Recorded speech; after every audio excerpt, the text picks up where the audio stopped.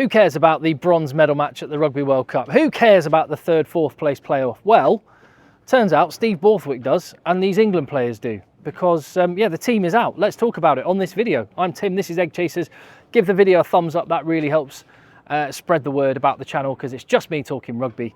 I'm currently in Greece, in my favourite part of the world, where I've been coming since the age of 10, and where I'm here with my kids for a couple of days before I head back to Paris for the World Cup final and the 3rd, 4th place playoff, the bronze match at the Rugby World Cup, which, to be honest, I've been having debates, I've been having chats with people about whether it's even worth having this match. What's the point?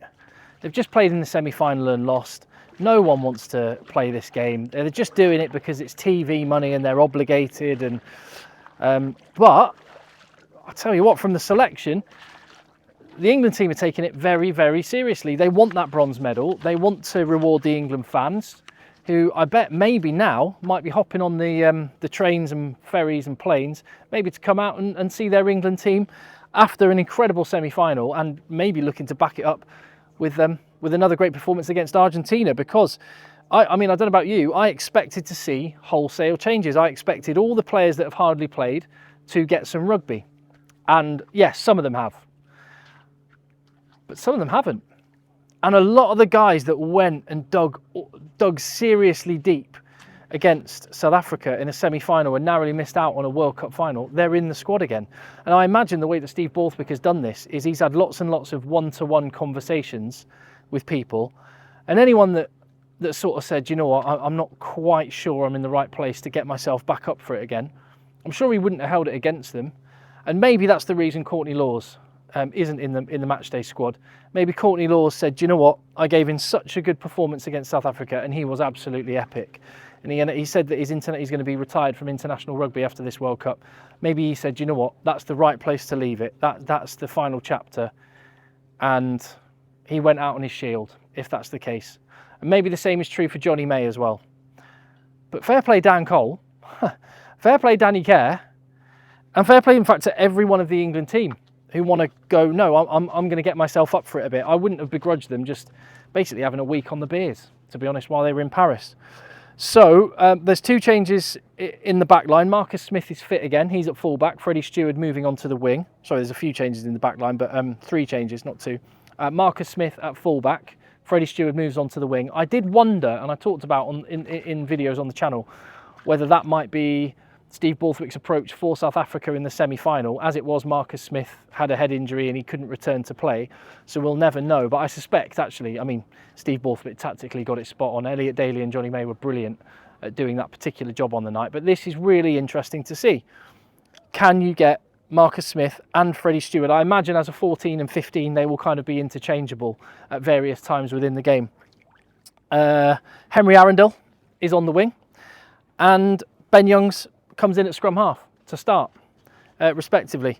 And again, Ben Youngs, like England's all-time record number of caps, and he hasn't seen really any action in the Rugby World Cup. So fair play to him for knowing that this may be his last England game. We don't know how it will go in the future, but fair play to him for wanting to step up and play.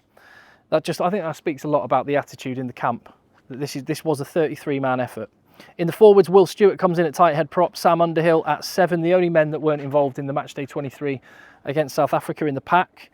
But there's basically players flipping from the bench into the starting lineup like Ellis Genge, Theo Dan, Ollie Chessum. Yeah, I'm encouraged. And all of a sudden, well, if they care about the game, then I care about the game.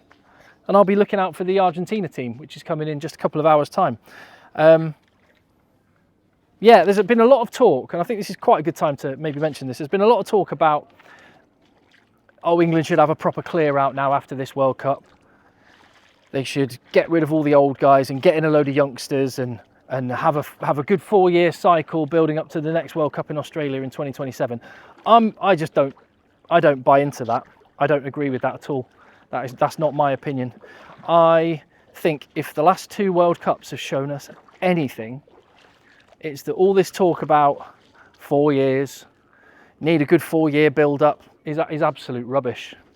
Because, well, look at Ireland and France. They could not have had a better 4-year campaign. And yes, albeit the draw wasn't kind to them, they got a World Cup quarter-final out of it. Whereas England have basically had just a matter of months together, and they got to a World Cup semi-final and so nearly got to a final. And then you also add to that 4 years ago when South Africa changed their coach close to a World Cup and went on and won it. So I think, and when you think back to the Eddie Jones era under England, he was always saying it's all about the World Cup, it's all about the World Cup. And that meant that we had to sit and go to Twickenham and see the England team get panned in the Six Nations, look like finish, just play really badly. And all the time, people would spend their money, go to Twickenham, and then we get told, oh, well, it's all about the World Cup. No, I'm done with that. And I actually think that's one fantastic thing about Steve Borthwick. He is going to try and win every single game.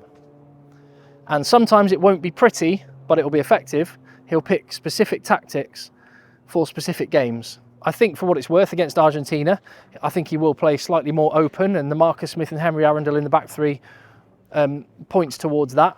But I want to win the Six Nations in February, March. That's what I want to see.